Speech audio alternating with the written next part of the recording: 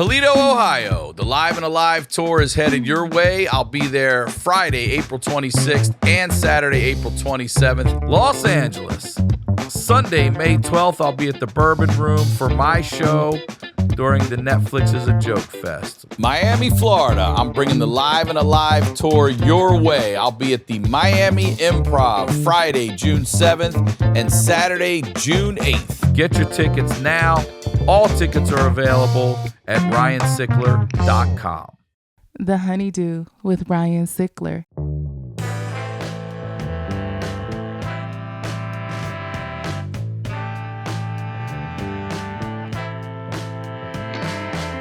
Welcome back to the HoneyDew, y'all. We're over here doing it in the Night Pants Studios. I'm Ryan Sickler, RyanSickler.com, Ryan Sickler on all your social media. I'm starting this episode like I start them all by saying thank you. Thank you for whatever you do to support me, whether it's stand-up, podcast, all of it, whatever it is. Thank you very much. I genuinely appreciate it.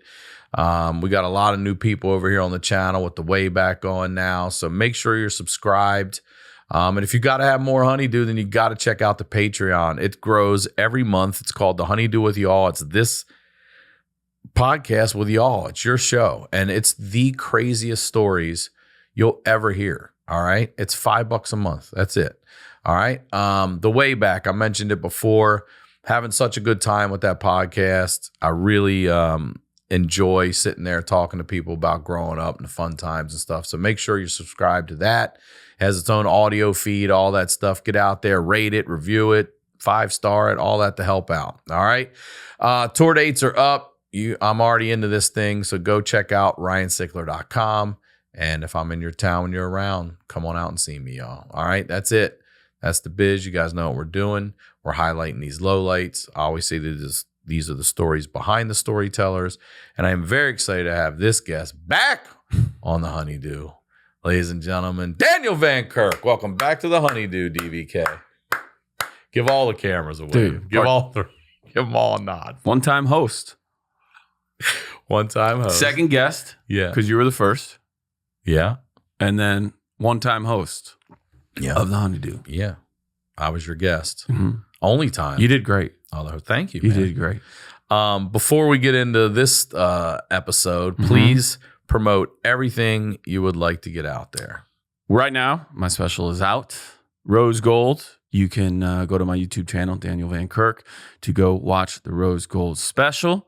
Shot that in Chicago, the Lincoln Lodge. And I hear it's a great place. I've never been to the You Lincoln haven't done the Lodge. Lincoln Lodge? Oh, it's great. So, yeah, that just dropped, and you can watch it right now. Other than that, you can listen to Pen Pals, podcast I do with Rory Scovel. You can listen to Dumb People Town, podcast I do with the Sklar Brothers. And then this year, I started my own thing called The Midnight Air, 4 nights a week. Just shit for people who are trying to go to sleep or don't sleep. It's an overnight podcast. And it drops You at ever wonder midnight. when people listen to this most? Yeah, it's funny. I meet people at the meet and greets. I have great fans. You all come out and tell Sure. me, and it'll be like the husband's like, I'm laying in bed next to my wife, and she hates your fucking leg. You know, she's right there like, he loves it. I'm like, well, thanks for coming. You know, that kind of shit. The classic, I don't know you. Yeah, I have no idea who you are. Like, I don't know who the fuck you are either, but I don't go to your job and tell you. the lady, you know what I mean? It'll Yo, be for like, sure. no, I'm a fan. And he Yeah. But truck drivers, it used to be, I feel like all truck drivers back in the day. I've always loved overnight radio. Like late at night, there's not as many commercials, there's no traffic updates. But you also they're got to just be talking up about- in that world. You know what I mean? Like I was overnight at UPS. Shout out to UPS Baltimore Hub, Primary One, Joe Avenue. But you're out with the cops, Right. the people But making what would you listen to? donuts. Do you remember? I mean, back then, I probably just Show Me listened Love to on like repeat? 98 Rock or whatever my Show Me Love. You're in the overnight, we're listening to B-sides. Show me, you Yeah. really know. Banger. When's the last time you danced? When's the last time you danced? Listen, bro, I don't dance. But there is a last time. So I'm gonna tell you. you. Say the thing about you. You don't know when you stopped being a kid, but it was the last time you said "let's pretend" and meant it. Yeah. Right. You just said you're like, let's pretend. If that's the case, if you don't mean in a public place where I'm at a prom or a wedding or any of that. I mean, you were at a club. I dance around home all the time with my daughter. Of course. See, don't say that. No, don't say that. I mean, you danced. You were like, come on, let's dance. You danced with somebody. Man. You wanted to feel the heat with somebody. Wanna feel the heat with somebody. When's the last time you danced? I'm thinking, motherfucker. I'm thinking. This is already demonetized. Bleep that. Let me think. I'm just gonna have to say it would have to be a wedding or something like that. I'm trying to think of what that was. I haven't been to any party. I don't club. I don't dance. We JFL a few years ago. We were at that in my car, bro. Daily. You shoulder hip. Oh, what? No, waist up. Just shoulder. But we were at an after party at JFL. We didn't dance. No. Some people dance that whole night. No, I'm not dancing. I don't think we dance enough. No, go out dancing. I'm not dancing. But I bet you'd have a good time if you really could just not give a shit. I'll tell you the anxieties I have in life. Oh God, how long are we going? Because we're gonna do mine. Is this you about to host it again, bro? I know, right? It's 2 quick dumb ones, but Okay. they just give me diarrhea. Anytime I'm in a situation where we have to go around a circle and say your name, your name and something about you, I fucking hate. I will get up in front of an arena of 10,000 people with less nerves than 8 people where I gotta go, my name's Ryan. You know what? Just say whatever the person before you said. That's a good one. And when they go, what? Be like, I know, I'm freaking out right now. Next. I'm a mailman too. That and wait, what's dancing.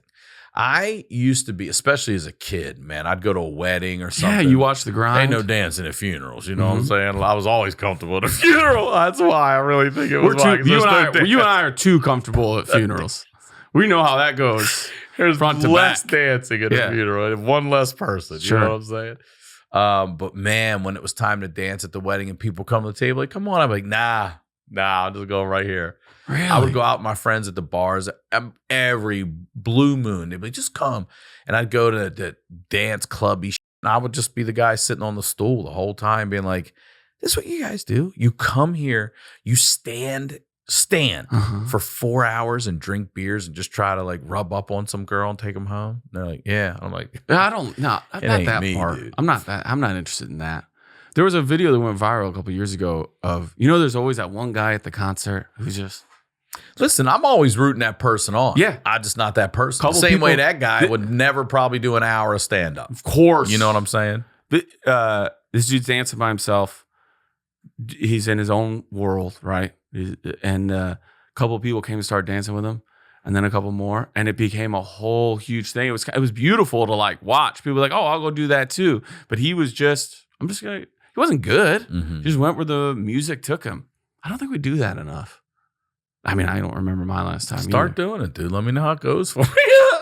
Let me know, bro, because I ain't over there tap dancing. Yeah, right. You'd be like, could you imagine if you said that and I showed up one day and I could tap like a motherfucker? You're like, I didn't mean tap dance, bro. I'm like, what? And you're like, shadows. You fucking drop it. That would be amazing. If you end your next special, just with Tap you guys dance. have been great. Doing these and shit. And then don't say another word. Never address And it. you never Not address one it. comment. No. Like, what was that? Like, I don't know. well, I don't even know. Magic. Shit, I can't with this back. Yeah. I'm gonna get there though, bro. You're working on it? So let's talk about it here because I want to want to Okay. give you your flowers too. Thanks. You at Daniel Van Kirk for all yeah, that stuff. Yeah, all that stuff. Yeah, Yes, yeah. and go check out his special Do. right now. Do. Rose Gold. Do. Yeah, do. Do. I thought you were saying dude for a second. Oh, So no. this is the last time we even mentioned it. We're not going to harp on it all, but you were 100% there for me in the hospital the entire time. And you multiple versions of me were there for you. Yeah, you told me we had some deep conversations, and and you would keep going, I don't know, Blake. We're going to save this. after I got out, one of the things I do remember is you telling me we had this deep conversation. I'm just staring blankly at you. You look at me and you go, you don't remember any of this, do you? I'm like, I don't remember any of it. But you said I was dialed in and I was in there like, You were. You go into him being like, we got to talk about this on the podcast. And then you go, did you see that bird fly in here with a top hat on? You're like, no. I've never been more love in my life than that bed right there. When you woke up that one time, oh, you're here. I go, I've been here for an hour. It's a definite chapter in our friendship. Proof is it? Thank God it ain't the end of the book. Son of a bitch. Agreed. So I want to know this. I'm here. We were talking about life being bad. That's what started talking about it. And I was like, dude, we all have these times. Like, I don't ever think it'll get better from this. And I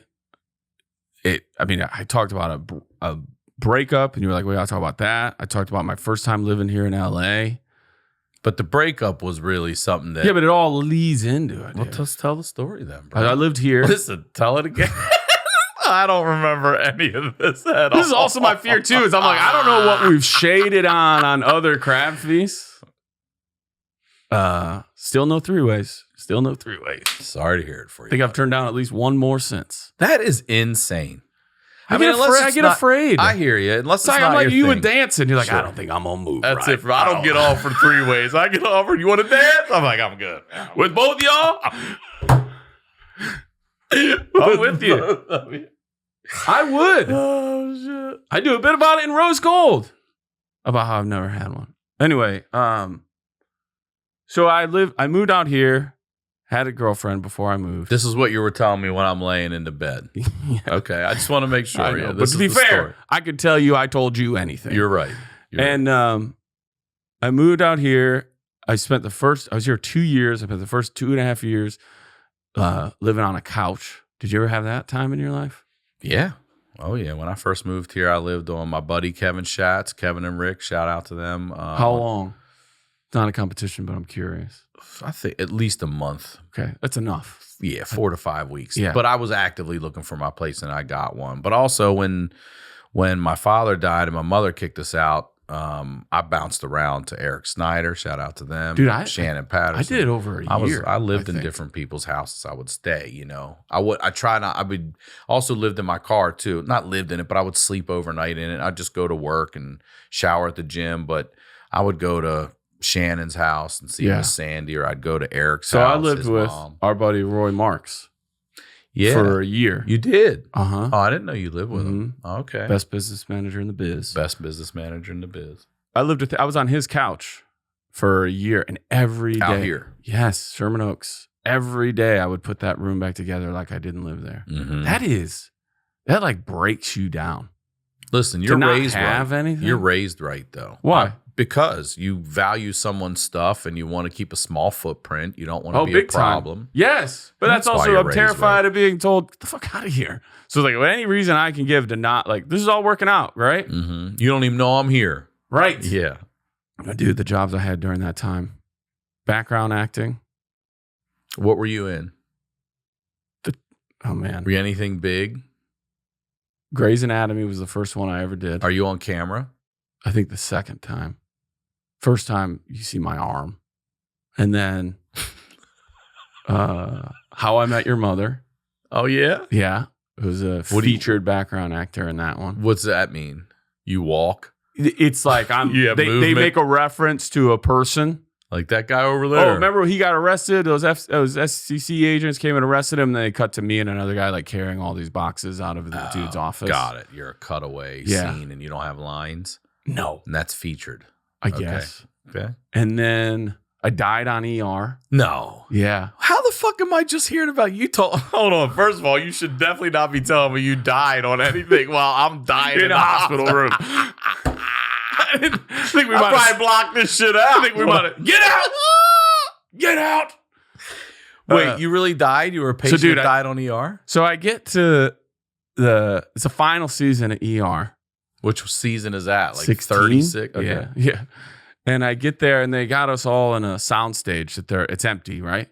And so I walk up to the wrangler, the PA who's in charge of background. And I go, I check in. He's like, all right, cool. And I go, how's your day going? And he's like, good. I mean, it's like 6 a.m, Warner Brothers lot, right? And he's like, fine. I go, cool. I'm Daniel. Good to meet you. He's like, okay. I go, yeah, just happy to be. I'm so like bright-eyed about it, you know? So then I go sit down about 2 minutes later, I'm like looking around, and I see the guy who I checked, and he's like looking, and so I'm hoping it's me. So I'm like trying to catch his gaze. Just prairie dogging out there. Fucking lighthouse. You look for me, Keith? Right. Right here. So I'm like, and he looks over at me and he goes, and I'm like, yes, And I walk up and he goes, you an actor? I go, yeah. He goes, you can act? And I go, certainly I want to. I mean, doesn't everybody? He goes, no. He's right. Everybody doesn't want to. Most of these people are here because they're like retired, mental health issues, or like want weed money. You're not. No. And I was like, oh, okay. Yeah. And he goes, well, we had somebody who didn't show up, so you can like take directions if we got to like put you in the spot. And I'm like, yeah, 100%. So I get bumped into this scene where I get brought in. Hold on, pause for a second. That's all he said to you. Are you shitting yourself? Because you don't know, right? Of course I'm shitting. Like, oh my God, I'm going to be on. Dude. Yeah, I know. Like George Clooney's I'm gonna be save up there me with out of Clooney. a fucking storm drain. So they put me in a bed, and it's the whole scene that ER is famous for, of like rushing someone through. I got it, I need a blank on stat, right? And they're fucking hitting me with the panel, This defibrillator is the story panel. you're telling me. I didn't tell you this part. We skimmed this part. Did we? And I was like, my character had a back problem. Went in with a back problem. Right. And so they say, I code out, I die. Yeah. Do they ask you to move? Are you doing any movements, or are you just jelly? No, I'm just like going with it. Okay, Like, yeah, I got nothing, and all this stuff, Stamos, dude. Stamos is Do there. you take a small peek at all? Oh, they were Is like, Clooney they giving were you like, the- hey man, you got to stop smiling. Yeah, I'm joking. Yeah. I'm like, You're getting $85 for that.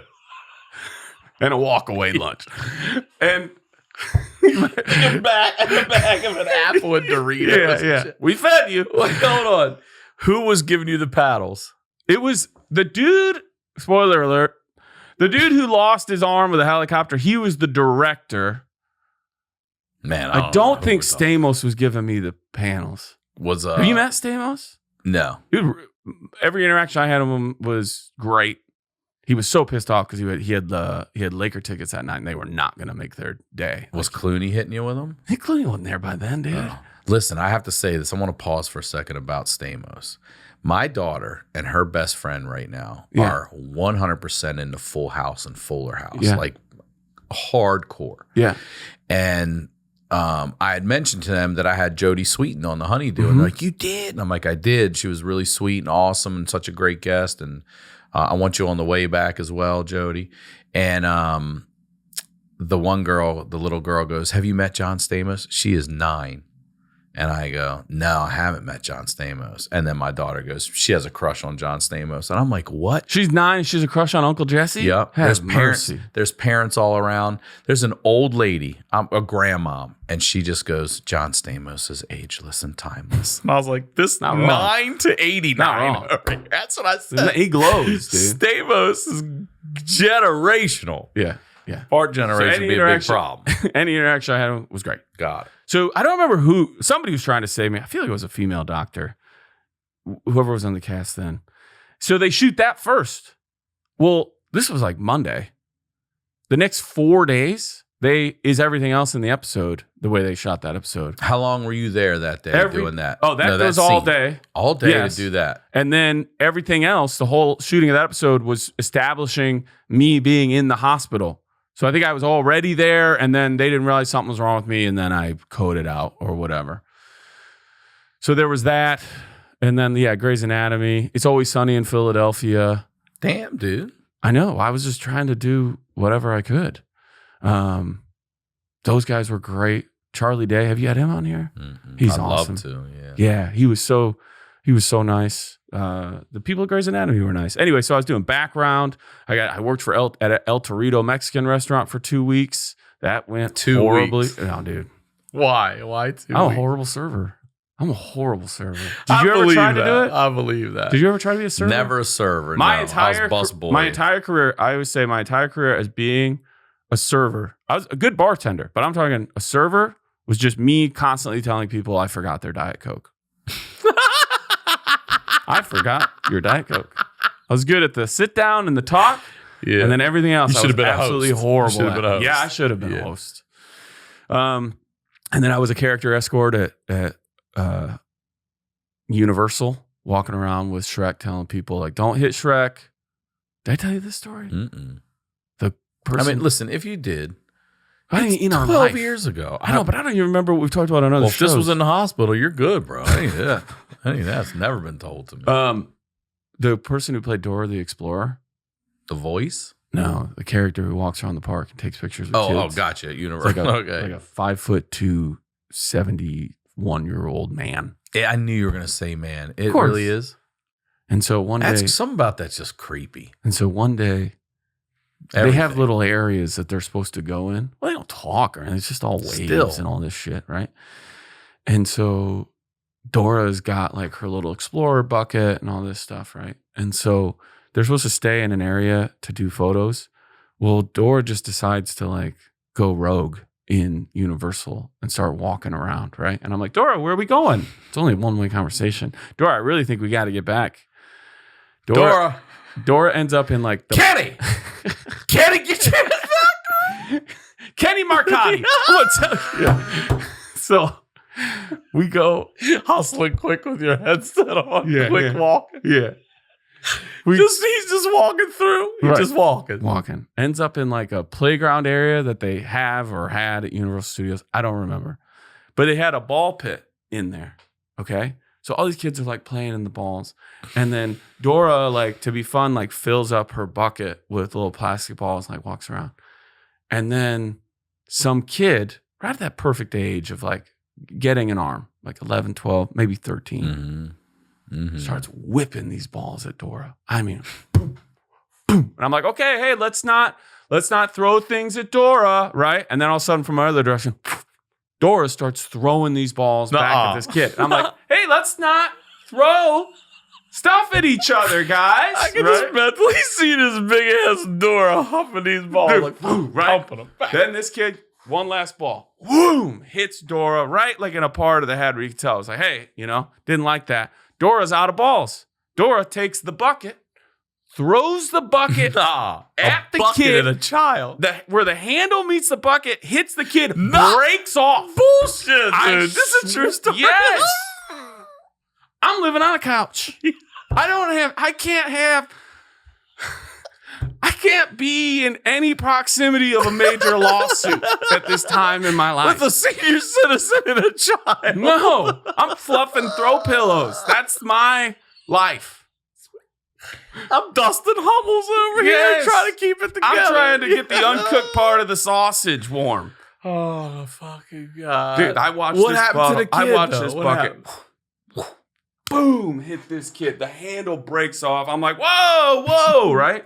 Like, oh, right. The kid's like, that isn't right. And then other kids, that Dora threw a bucket. And I'm like, Dora. The part of me wants to go, if you cut me in on this lawsuit, I will 100% side with you. Oh, God damn. Right? So now it's like getting Reagan in the car from Jodie Foster's boyfriend. Where I'm like, go. Like, we got to get out of here. We got to get out of here now, right? And that isn't the right. parents coming in? Or? No parents. A lot of people take their kids to theme parks and be like, you're here for the day. I'll come back and get you. Especially around 12, 13. They just dump City them off? kid, 12, 13. They dump them off? Yes. And what, like this is just a big play pit area? Water parks. I mean, they do this in Rochelle, Illinois, too, where like we're 12, 13, we're working in cornfields all day. So like, they just, it's summer. I can't deal with you. I'm sorry. I'm misunderstanding. I'm thinking you're saying that the parents are leaving these kids in this little area and then they're going to the amusement park. You mean parents are pulling up and being like, we'll be back at 6 and get you. Yes. Got it. You know that. My bad. You Yes, probably lived some of that. I thought you meant they were like, fuck you kids. We're going on the good ride. You all going to go over here in the ball pit. People too. So then the kid is like, that is not, and so I'm like, I have to radio for like a park ambassador to come over. And dude, we had to stay there because they had to do like their statement, whatever. Dora's never taken off Dora's like, nuh-uh. yes. So I'm like interpreting and I'm like, And like Dora's like trying to tell me to like shut the fuck up. No. Yeah. So Dora. Yeah. So then the kid ends up accepting, because we're still all there. The kid ends up accepting like free passes to come back the next day and sign, and I'm like, They just bamboozled that little kid. the amount of money you got hit, period.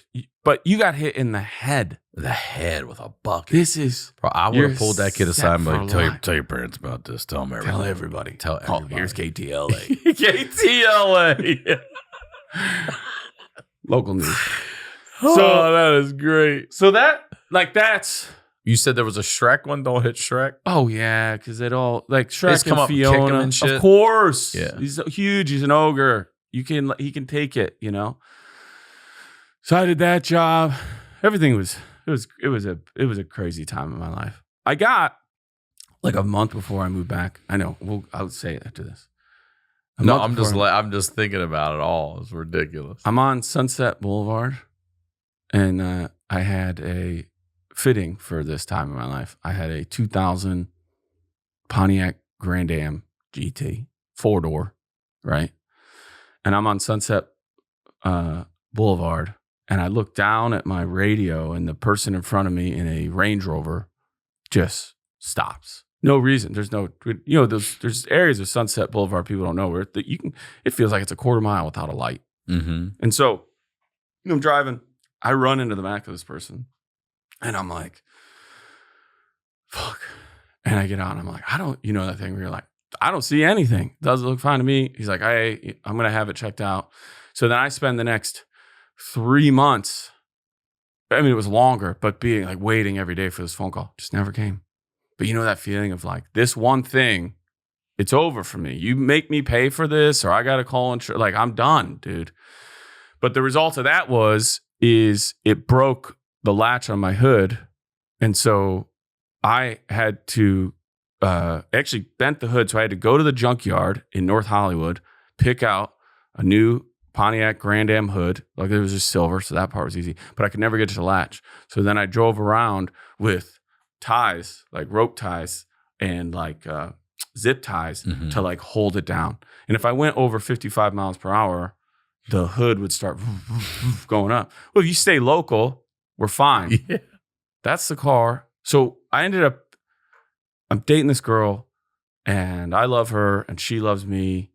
And, I'm like, it's like, do I want to keep trying to do this and not really feel like I have really a partner like anybody, And I think I was like 1 foot in Chicago, 1 foot out. And I just was like, I think I'd rather have to try harder and have a partner, be with somebody, and have be closer to family in Chicago than like keep doing this. God bless Roy, but his whole, he was getting married. His life, he just gotten married. His life was like going in another direction, all this other stuff. So I moved back, and it was like Christmas 2009. So I drive back. I do not recommend you or anyone drive a Pontiac Grand Am anywhere. But don't drive it across the country with a hood that can't go above 55 miles per hour and no heat. Is it just you want to talk banging about the low whole light? time? Yeah, man. I slept in a Walmart parking lot halfway there, like in Albuquerque, and then I drove 27 hours straight For love.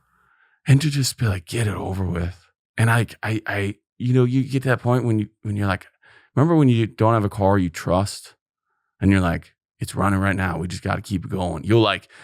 Some people leave their car running when they run into a place out of convenience. Other people do it because they're like, I don't want to have to try and restart it. Yeah. Because my car, now that I remember, also did do a thing to where if it didn't start, it had to sit for 15 minutes and then start again. It was some mechanism in the steering column or something like that. And so I just drove. I remember being like an hour and a half from Rochelle, starting to like hallucinate, and I'm like, I'm not going to wreck this car 3 days before Christmas, an hour from home. And so I get home, and now I'm back in Chicago, and I moved back in with the girl that I'd shortly lived with before I moved out here, and I'd been busting my ass trying to do it. I get a temp job at a collections agency. I know. Well, I feel worse. Seriously. I feel worse. And no, you ain't getting that shit. Well, that's the thing. What's your job as a collection agent? What do that's the only good part is they have it split up into two. There's like all the administrative office sides, and the right side is just like your huge bullpen of like people calling asking for money. And so I was just there to do filing, but I was like always wondering if someone on the other side of that wall was calling me at the same time. And then I get a job at Second City as like a usher, which I love and like really put me on the track to you and I even knowing each other. Yeah, Second City. But at the same time, that was also like, I'm making nachos, wishing I was on stage with Sam Richardson and Tim Robinson and Mary Sohn and Brad Morris, right? People that are just amazing comedy people working today. And so I'm living with this girl, and this gets into it. So now you've seen it. This is the setup, right? I left, kept the love, wanted it to work, not doing everything I could, but doing what I could to keep both things going. I said, I'm going to go for it. So I go back to Chicago. And I remember like, man, 3-4 weeks after being back, that she was like, are you get like a real job? And I'm like, man, 2 years I was in LA. You never asked me that question. And now I'm back here and I feel like you are, you know? So I'm like, okay, things just didn't feel great. Cozy Earth crafts luxury goods that transform your lifestyle. They have everything from bath towels, body care, blankets, pajamas, and so much more. Their bedding is temperature regulating, available in linen and viscose from bamboo, which means you don't have to lose any more sleep over being too cold or too hot. Cozy Earth loungewear offers optimal comfort while maintaining a flattering, elegant fit. Look, they sent me a hoodie and some pants. I've been wearing them all over the place. They're super soft, super comfortable.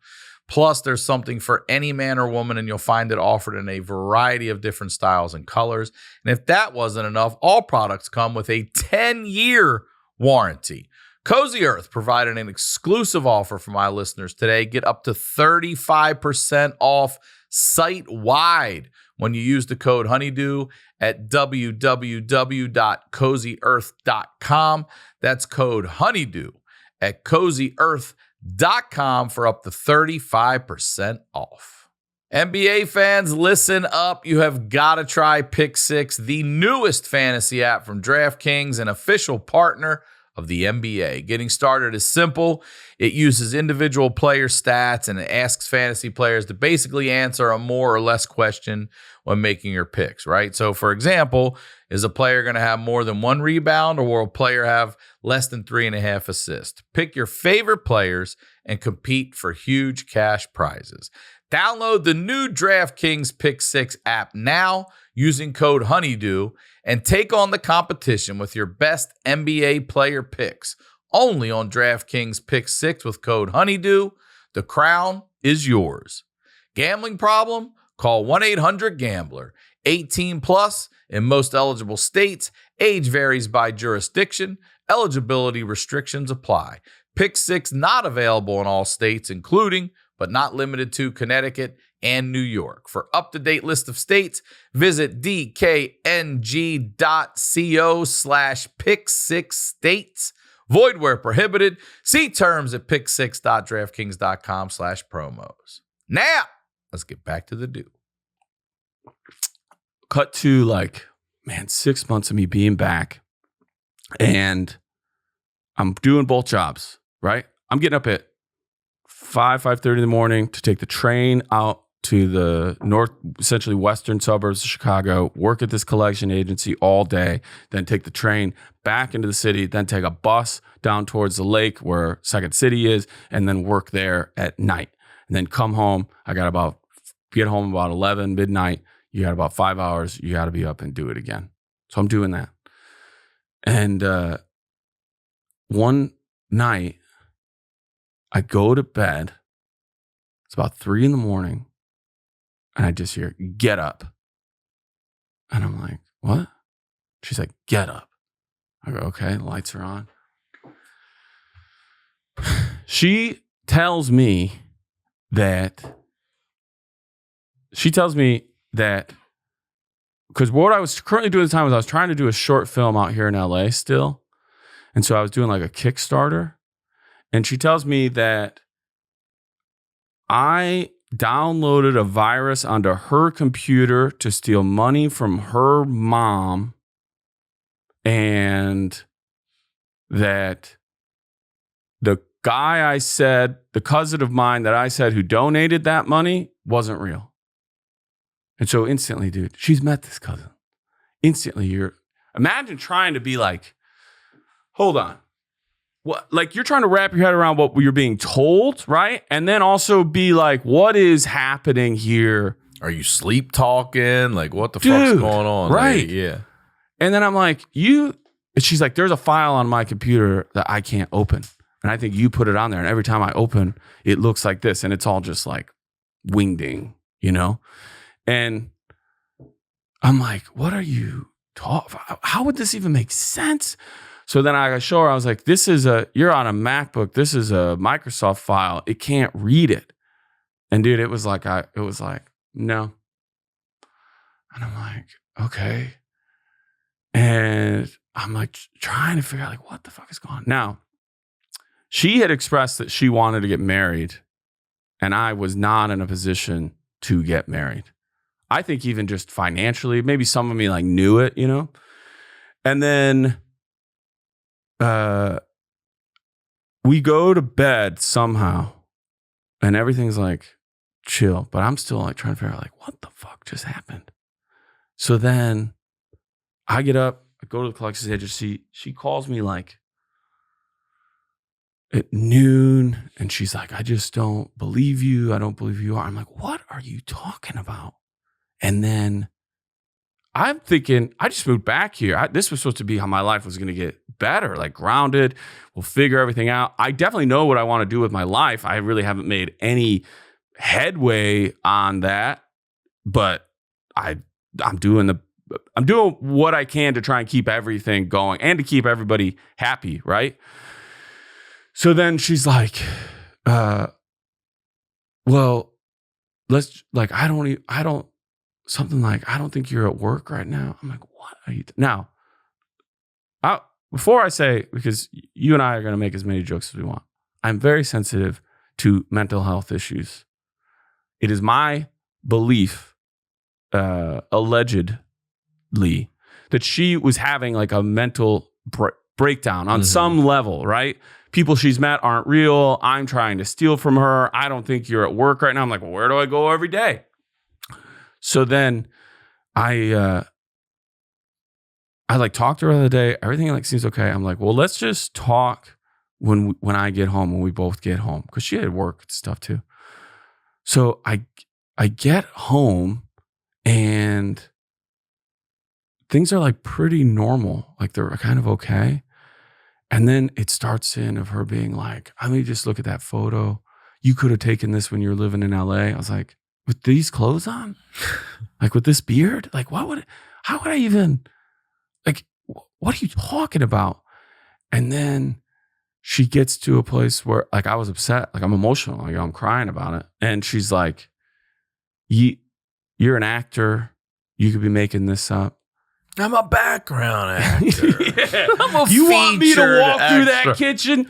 You got it. I'll die for you right here. I'll Like die nobody's for you. business. Yes, get Stamos in here. He'll vouch.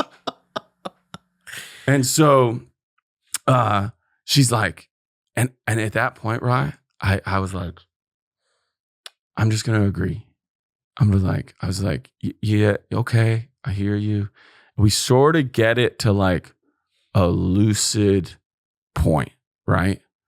And I'm like, hey, like we're in it together, you know? She's like, I know. I'm like, okay, good. Like, we'll get it sorted out. I go, but I do want to like ask you, like, something made you create a scenario where if it was true, we would definitely break up. So where's that coming from? Is that a buildup of not dealing with the emotion so eventually it finds its own way out in a way that isn't healthy? It's a good point you make to say like all these accusations and then not to have any action on them, to be like, I'm out of here. I know you're stealing from me. I'm out. It's just all these. Right, I'm but then still also right to here, like, and then if I did make up a family member and put a thing on your computer to steal money from your mother for the purposes of getting money for my Kickstarter campaign for a movie, short film, even, right, that I'm only background in, I'm joking, that would be done. So where's that energy coming from? But I eventually was like, okay, you know, like, we're good. Yes, we're good. Very feeling like for the first time in 16 hours, 17, 18 hours, that I was like talking to the person I went to bed with the night before. Because when I went to bed on that was I think like a Sunday night. When I went to bed on that Sunday night, I went to bed being like, this is good. We're good. It's hard right now, right? Like, she's got a good job. She works hard. This is, you know, her condo, but we're together. We got a future. And then I'm like, all right, well, let's go to bed. So we go to bed. 3:00 in the morning. Get up again. And I'm like, okay.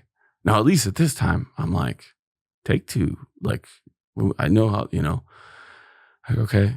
And she's like, I just have been up.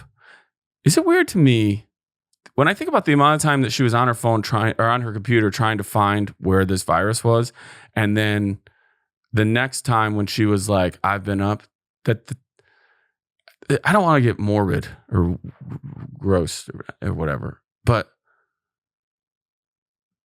when you're asleep thinking that someone else has been up for a while in a completely different headspace, that creeps me out. Does that make sense?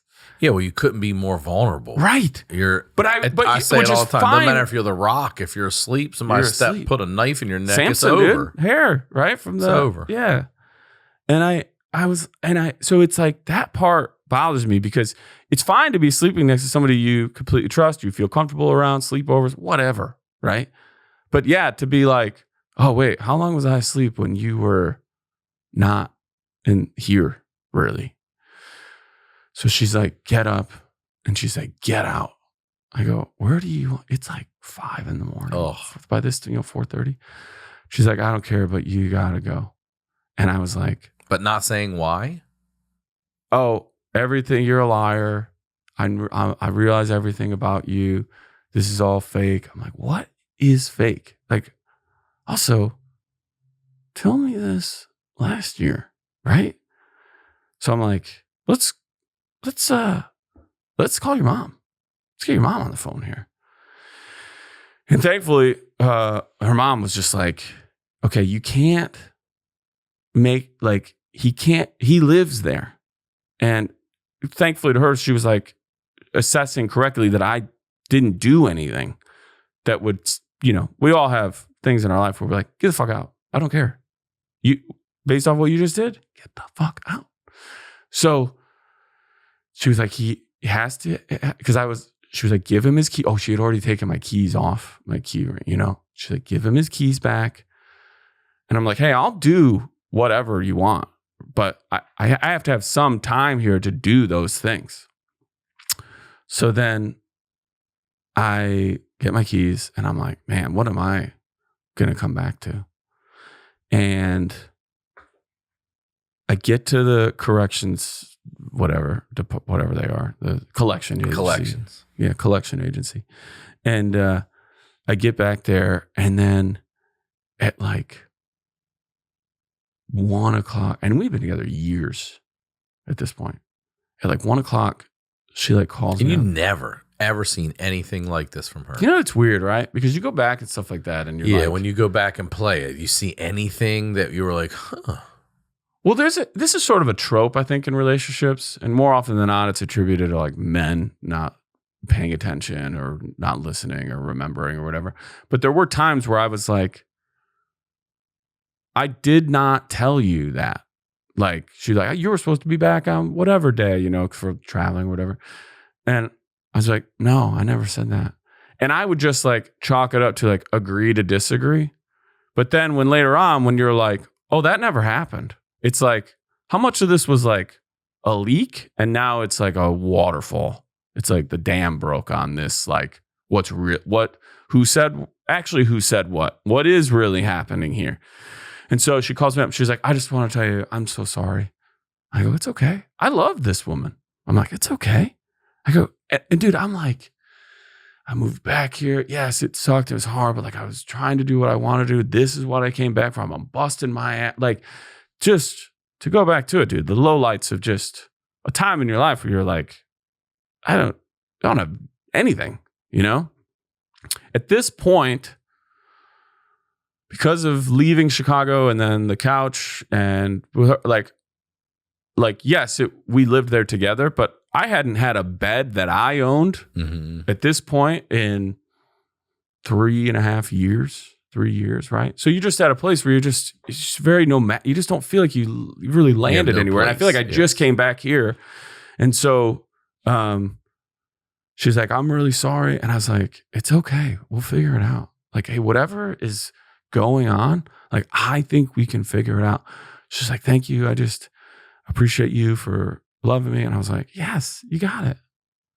And then at 4:00 in the afternoon, I get a text. And I'm supposed to go to Second City that night. And you get there so early, I'm about done with the collections agency. She's like, we're done.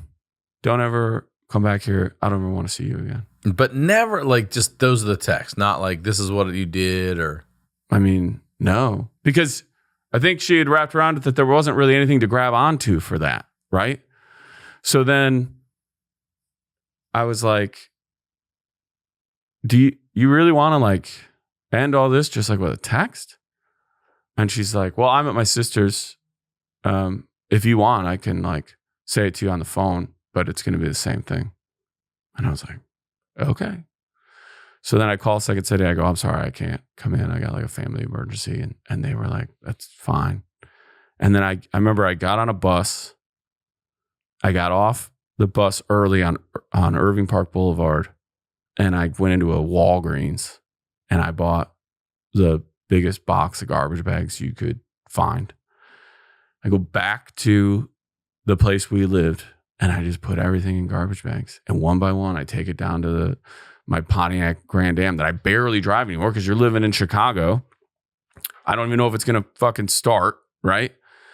And I'm probably like, everything I own now is 1, in garbage bags, and 2, in a Pontiac Grand Am. Yeah, mine all fit in a 1990 Honda Civic with original rims. Right. My whole everything was like trash bags. It's a weird feeling, right? It teaches you just how... It's a weird feeling because if you get in a car crash, it also goes everything. You're done. Your car, all your... Yeah. And I'm not going down the street. I'm driving across the fucking country. Right. You know, days on the road. Yeah. Right. It's these people that are like, hey, you see Marie Kondo? I'm like, Marie Kondo? Just be poor. Yeah. Be poor. You'll be like, does this bring me joy? Yes or no? Oh, I can't. Does it matter? So I'm putting everything. I must have been on like the last load of stuff. And the phone rings. And she calls me up. And I'm like, hello. And she goes, can you come over here? So we're like back again now, right? And I go, no. And she's like, just come over here so we can like talk and like figure this out. And I go, I can't do that because by the time I get there, I'm not even, this person on the phone right now isn't going to, they're not. What the fuck's going on? I mean, at the sake of like. Is she on medication? You know, medication, a new medication? Here. Like, what the hell? And I mean this fully. I have no idea what's going on. She never went and got diagnosed? How would I know? You were out of there. Nothing was ever told to me that before. And stuff like if there's 2 scenarios, right? Before we, tell the end of it. But there's 2 scenarios.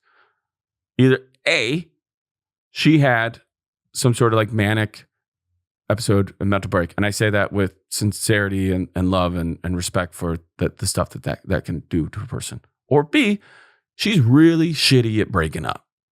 It's one or the other. So I don't know which one it was. And I don't want to disrespect anybody who has a mental health issue. But on the other hand, like, if you don't want to include me in helping you with it, then it's not my fucking problem. And it's only my fucking problem in so much as I have to take care of myself. So she was like, I can't believe you won't come over here. And I go, I can't believe the last fucking 2 days. You're talking about can't believe. And she was like, if you don't come over here, we're never going to speak again. And I'm like, I'm pretty sure that's what's going to happen anyway. Yeah. Right? Yeah. I said, okay, I'll tell you what. I'll drive over there. I will park outside. I'll let you know when I'm there. If you really want us to talk, come down. And if you don't, I guess we'll know, right? So I drive over there. I'm in front of the building. I text and I go, hey, I'm outside. Nothing. No response. A couple minutes goes by. 5 minutes goes by. I go, I'm here. If you want to talk, I'm downstairs. 5 minutes goes by.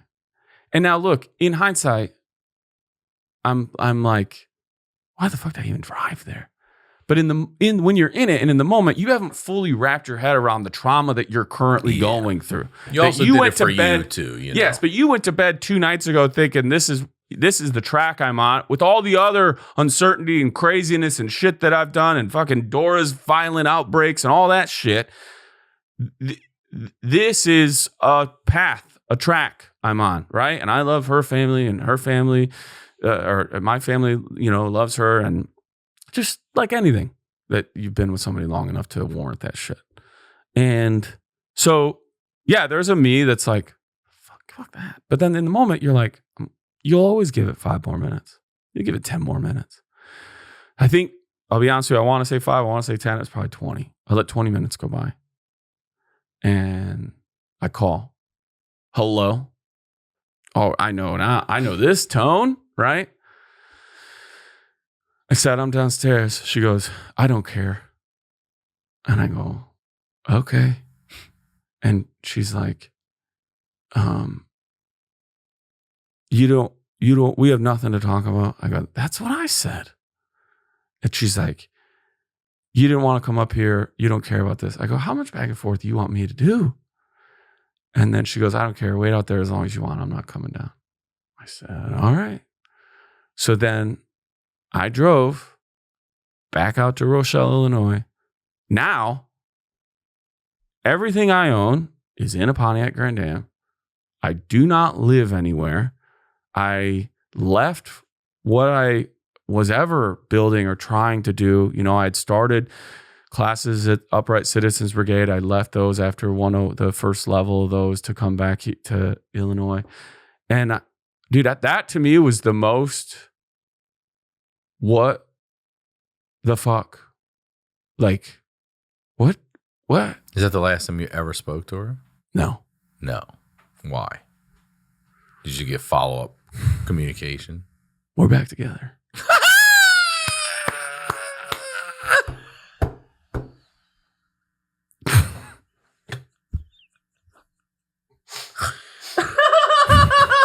All these years later, huh?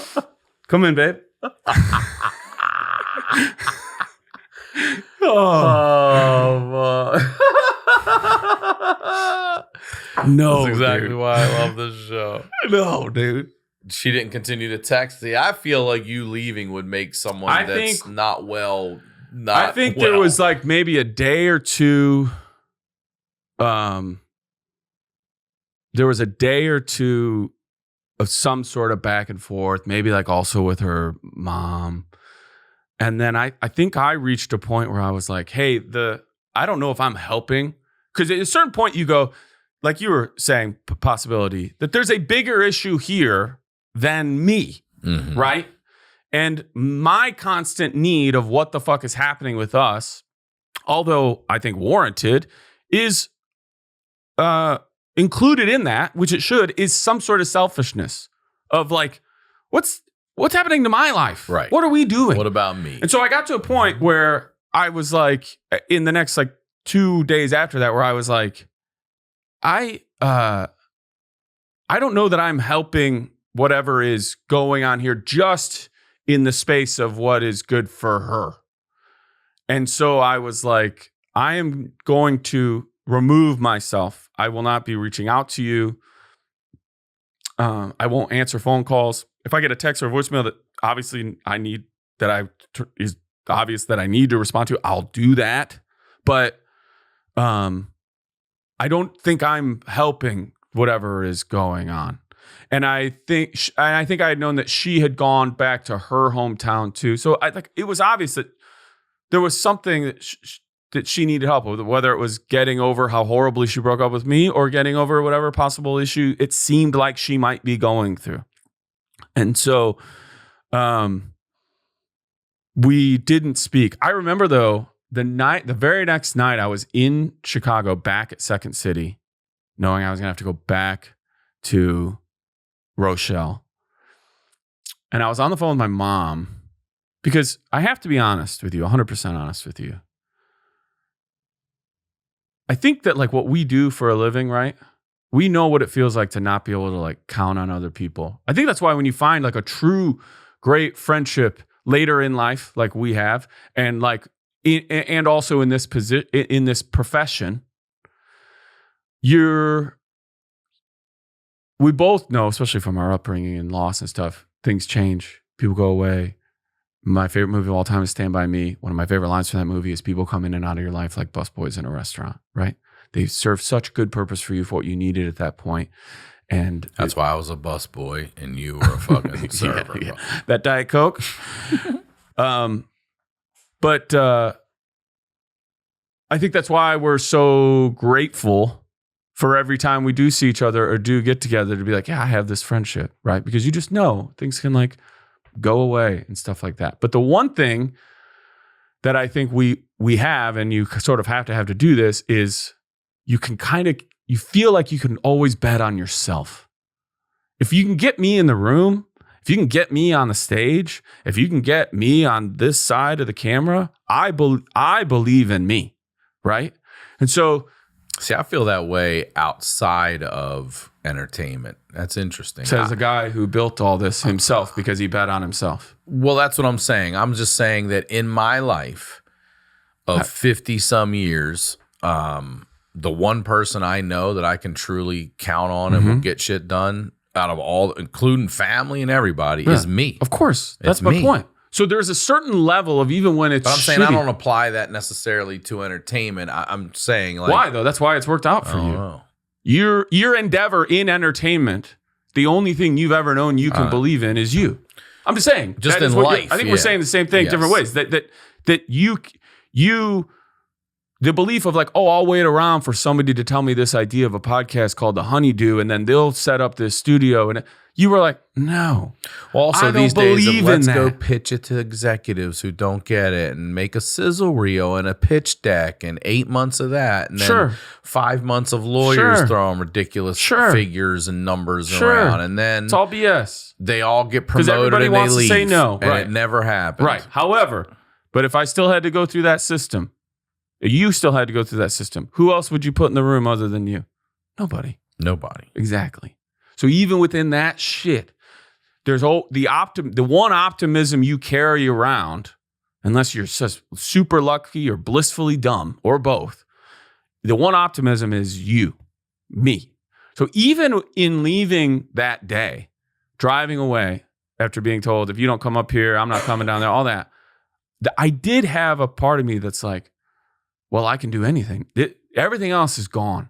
What do I want to do? Do I want to go back to LA? Do I really fucking think that I'm funny, that I can act, that I am worth people spending $40 on an Uber, $200 on a babysitter, getting out of work early, having drinks with friends, sitting down at a fucking show and saying, can you please make me not think about this part-time job I have at a collection agency for an hour? Right. Am I worth that? So the second day, I remember being at Second City, I called my mom on my break. And she's reeling like I am. What the, And I said to her, I go, Mom, I do believe, and I'm in trauma at this time, that went on for years and years. That I am like, I said to her, Mom, whatever, I'm going to move back to LA, and whatever success, happiness, peace that I achieve in my life because of what I do from now on, even though it's fucked up, is going to be credited to the fact that this relationship ended. I knew that then. Those two things, we talked about this when you were in the hospital. I remember. This one I remember. I remember that face on the side of your head told me. Logical and emotional, right? I logically think that I can now only, it's all me. I bet on me. Anything I achieve. Emotionally, one does not negate the other. I still am like gutted on the floor, right? Holding my fucking insides in as best I can. So it was probably, I had an amazing cousin, shout out Sally and her husband, John. Sally was engaged and she was like, I've already moved in to John's place. My apartment's paid for. It was like 2 blocks north of Second City. She was like, just stay there. Like that gave me somewhere to be, and then her parents, my aunt and uncle were like, come, we live on the South Loop, Chicago. Come live with us. That saved me. And then Joe Rice, guy I went to high school with, saw at a bar, Casey's, across the street from Wrigley Field, ran into each other, hadn't seen each other in years. And he was like, dude, I got an extra room, live here. I lived with him until I moved back to LA. Joe Rice is one of the best fucking dudes I've ever known in my life. That's great. Joe Rice brought my pinball machine from me, my Chicago Cubs pinball machine that I bought for $300 at a garage sale. I had to sell it to have money to move back to LA. He sold it back to me 3 years ago for the same amount of money I paid him for. Hell yeah, dude. Yeah, great dude. So it was probably a month or so after, in my rush to leave. Sorry. I mean, I don't care if you got 2 weeks to move out of a place, willingly and happily, you're going to forget the shower curtain, right? You forget something. I left stuff there, and I think somehow or another, I might have grabbed some of those. I don't really remember. And dude, when I tell you, I had one good conversation before I saw her again. And I was talking to my buddy Paul. And he was like, you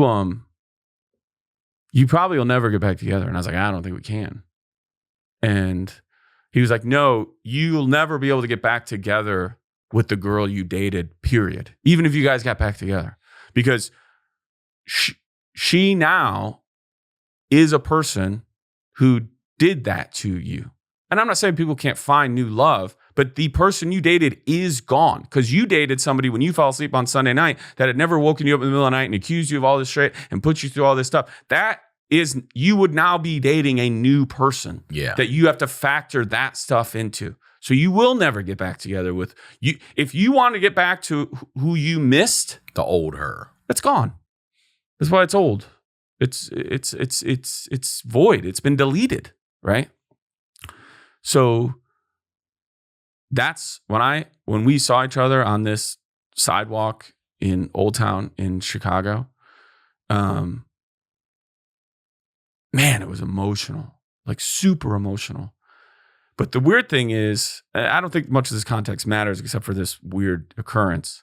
So this all followed the weekend after her, a family member of hers, bachelorette party. And so I think that some of it was spurned on by this person's getting married. When am I getting married? I don't know. All that's alleged and made up. Okay. Then in between that weekend and the wedding was my guys' weekend that I do every year with all the guys I grew up with up at my cabin. That was in between. And in between that bachelorette weekend and the guys' weekend was when we broke up. Got it. So now we have gotten together a month later. It's obviously after the bachelorette weekend. It's after the guys' weekend. It's after the wedding I was supposed to go to with her. And she says to me, she's like, you just did things in our relationship that were just like really selfish and rude. And mind you, not that I need to tell you, brother, I'm not a saint. I'm not a perfect person. Anybody who's ever dated anyone, as long as it ended, even if it doesn't end, could list shit that person does that's negative. Yeah. Okay. And drives them nuts. Of course. Yeah. She was like, you wanted to borrow my camera for your guys' weekend. And I was like, yeah, I know. And she's like, I needed that for the wedding. And I go, we would have been at the wedding together. Right? In her retroactive of like, here's went down here, which is what I fully believe. I don't know that she's ever fully been able to like understand or have, for lack of a better way of putting it, full knowledge of what happened in those days. Because I know firsthand, I was catching someone who was like coming in and out of a hallway, right? But she had worked in her mind like, yeah, that's a bad thing about him. He wanted to borrow my camera, and I needed that camera. Bro, I had a friend of mine whose ex, she developed a video game addiction, also a fucking pill addiction. And just so you know, I think the order goes a little different. I don't know. And one of the reasons she said she wanted to leave him was because he would leave his shoes in the hallway. You know what I'm saying? He's like, you could have just told me that in the beginning. I'd have moved the fucking shoes. Right. I would have moved. That doesn't really. That bucket doesn't hold water. You never said that to me. Dora's though, bucket you know doesn't hold water. Yeah, it fucking got blood. But when I tell you, Rye, that I said to her, that doesn't make sense because even if I borrowed your camera, we would have been together for the wedding, and obviously I would have brought your camera with me back to what? I've never seen anybody do this in my life. She went like this. It was like she deleted what I just said because it didn't work with the narrative, right? Mm-hmm. And then she was like, I had a really good job. I had the condo. You were part-time at this job and part-time at this job. And like, I deserve to be with somebody where it's like they're pulling as much weight as me. And I go, sure you do. But also, we had thought we were going to get married. So just so you know, I was back here 6 months. You're telling me your timeline, the leash that you have on one of us going through a downturn in our lives is 6 months? Yeah. We should have, good thing we didn't get married. Yeah. 6 months? Yeah. Again, that was like, you're missing the point. And I go, I don't think this knife has one. Mm-hmm. And when it was like that, when it was the almost deleting what I just said because it didn't fit with what she had told herself, which also made me feel like whatever was going on, we're either ignoring or didn't deal with or both. I was like, oh, fuck, you are gone. Like they're, and I saw her one more time right before I moved back to LA. And it was very sort of perfunctory. It was very sort of like surface, I have to acknowledge the respect, at least, of like, I'm going to bring you your stuff. Because the person a month earlier would have been like, I will leave your stuff. I burned it. Yeah. Sure. And I have to respect the like of, it'd be good to like see you and say goodbye before you move back to LA. But it'll always like eat at me that there are two versions of what happened there. Mm-hmm. And one is the one one is the one I experienced. And then one is the one that she tells herself. And also the other person she was before that. But where did that person go? Where is she? And I think you and I, one of the reasons we're friends too is like, we've dealt with shit. We've been through shit. We'll go through shit. I don't mean together, just even individually, but we don't live in a negative place, right? It's what's amazing about this show so much is that like, we'll talk about all this stuff. And yes, people have gotten emotional and I think I've gotten emotional. We've certainly gotten emotional just talking to each other in general, but we don't dwell there. No, we don't live in it. That might be a pit stop, but it is not the destination. Mm-mm. And so it just bums me out that there will just never be a like, what happened here though, right? Like, it's okay. And I've learned that in therapy too. It doesn't matter. There's no magic sentence you're going to say to someone. There's no words you're going to string together in a way where if they finally go, oh my God, I totally understand what you're saying. That's just what mental illness is. Sure. But super stoked for you guys. Back together, man. Dude, did you get to save the date? I did. Yeah. I did. I'll be there, bro. It keeps changing, but we're I'll going to. bet it does. I'll bet it does. Dude, thank you for coming on and doing this episode. Thanks, man. Plug everything again, please. Your special, Okay, Rose Gold, Rose available Gold. now. It's wonderful. I'm representing Wisconsin right now. I talk about Wisconsin in there. It's a whole bunch of fun stuff. Where can they It's great. see it? On your YouTube? Go to YouTube. Shot at the Lincoln Lodge in Chicago, Illinois. It dropped on April 17th. It's wonderful. I'm proud of it. It's my second. Good for you. You always have a thing. You do your first hour. And people always say with books, like, you have your first life to write your whole book. Let me read your second. And I love this second hour. Go to everythingfor DanielVanKirk.com for new dates and stuff like that. I'm in Green Lake, Wisconsin on May 18th, that Friday. Okay. So, and you and I have a show coming up together. Yeah, we'll be in Netflix is a Joke. Yeah. Sunday, May 12th. Mm-hmm. At the Bourbon Room right here in LA. Get your tickets at Ryan. And then listen to Midnight Air. Listen, when you're not listening to this, make this your drive, make this your commute. You want to throw something on that's meant to be listened to late at night. They're just half hour, Monday through Friday, or Monday through Thursday.